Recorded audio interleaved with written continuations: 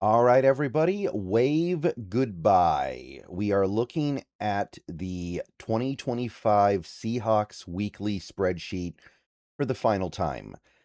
Today is going to be our final pass rush Friday of the season because, of course, there are no more games. And that means there's no more need to use this spreadsheet for videos. It served its purpose well over the course of the season. I'm happy with it, but this is going to be the end. One final pass rush Friday. And again, I know this stuff doesn't really resonate the same way with people when the season is over. Nevertheless, I feel obligated to hit it one more time. So, pass rush Friday. What did we talk about a bunch over the 2 weeks leading up to the game? We talked about the need for a pass rush that really had not been that great for the last couple of months to kick into overdrive. And they did. They really did. All right, guys, before we go any further into the video, I want to take a minute to tell you guys about my friends over at Sleeper. Sleeper is a one-stop shop for all your sports needs. Download the app to your phone. You can celebrate and chat about sports in real time with other users. You can get scores, news, and alerts with blazing fast speed. And you can play in daily fantasy leagues and win real money on picks contests. So enjoy sports together. Download Sleeper today, and don't forget to use my promo code SBN for up to $100 match on your first deposit. Plus, they currently have a free $20 entry, no deposit required, just make an account. Terms and conditions do apply. See Sleeper's terms of use for details. Currently operational in over 25 states and growing. So check out Sleeper and have fun with sports this year. Okay, so you guys watch that game. You guys know the pass rush was good. So let's break it down by numbers. Let's go through the Pro Football Reference statistics in terms of quarterback pressures by each Seahawk. So the defensive line, Leonard Williams did not join the party this week. No pressures from him. Byron Murphy, though, two. And I remind people as often as I can that Byron Murphy is playing out of position, spends a lot of his time as a nose tech or partial nose tech. I'm sorry, not nose tech, one tech, nose tackle, whatever. I mixed my phrases up, but great game by Byron Murphy, and he was very efficient on his two pressures, right? Because both times he got a sack. Jaron Reed had a pressure in a year where he didn't produce a lot of pressure. It's nice to see him get in there with a Super Bowl pressure. And Riley Mills, of course, the star of the show. And it was one heck of a pressure, right? It's a play that I don't think Seahawks fans are going to forget for a long time.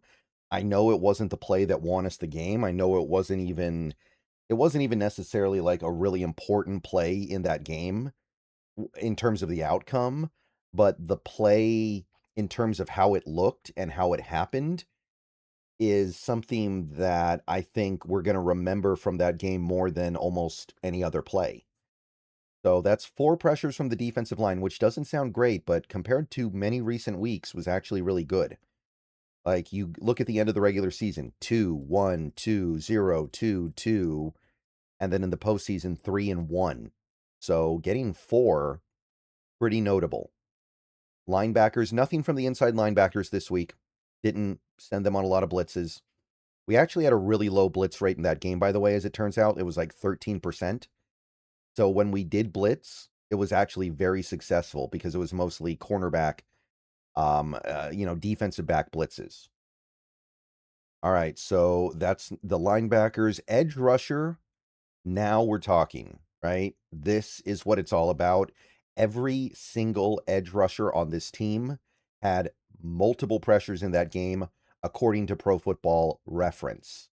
Focus gives them even more, but Pro Football Reference giving them this much: 2 for Nwosu, 2 for Mafe, 2 for DeMarcus Lawrence, and 4 for Derek Hall. That jumps off the page. And that's one of the best games the edge rusher room has had all season. It's not the best, but it's very good. And obviously Derek Hall had the 2 sacks. Lawrence was literally maybe a tenth of a second away from forcing a fumble.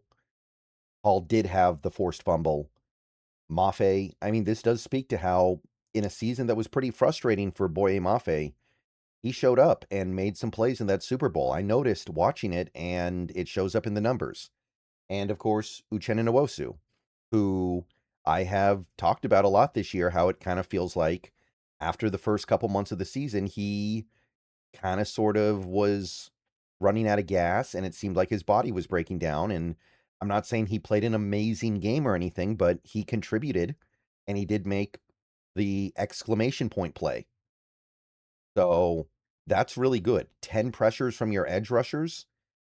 That is something that I've been looking for a while, and we finally got it.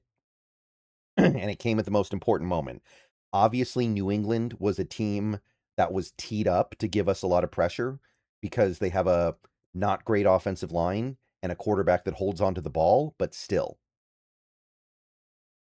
you still have to go out there and perform to do it.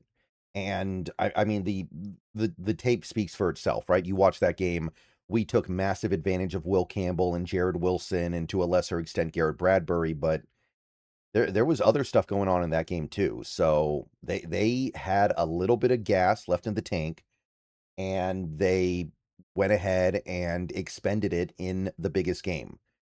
And you can make an argument the conference championship game was the time to expend it, but hey, making those plays in the Super Bowl, we're not going to be forgetting that anytime soon.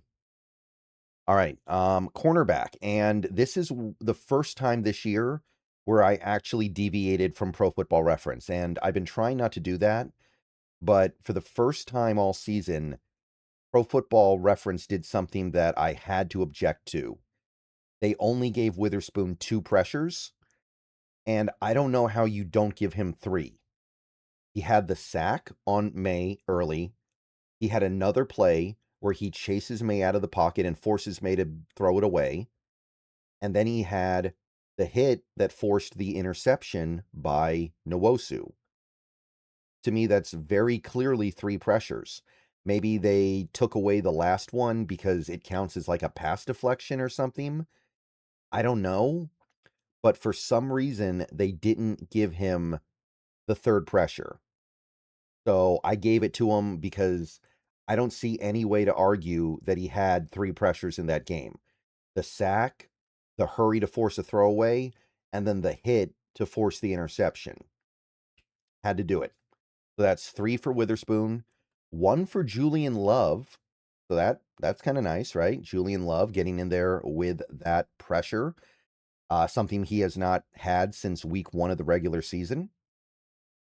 And then Nick Emanwari gets on the scoreboard here with a pressure of his own. So 2 pressures from the safety room. I mean, that's very good. That is very strong. And obviously, we kind of have come to expect it from Emanwari, and I know he's technically playing in the slot, but whatever. Really cool to see some of that stuff pay off because I want to say it again, we blitzed very rarely in that game. So when we did blitz, it worked really, really well. Witherspoon, Eman, Love, great stuff. Okay, so put it all together, you've got 19 quarterback pressures in the Super Bowl. 19. Not the best game we've had this year, but it's up there. And it's a lot better than anything we've seen over basically the last 2 months of football. So I'm excited about that. I like to hear that. I do think that a lot of it was the matchup. I think New England just did not have the offensive line to handle our guys. And Drake Maye, good quarterback though he may be, is not a quarterback who is going to understand how to get the ball out of his hands quickly with enough routine.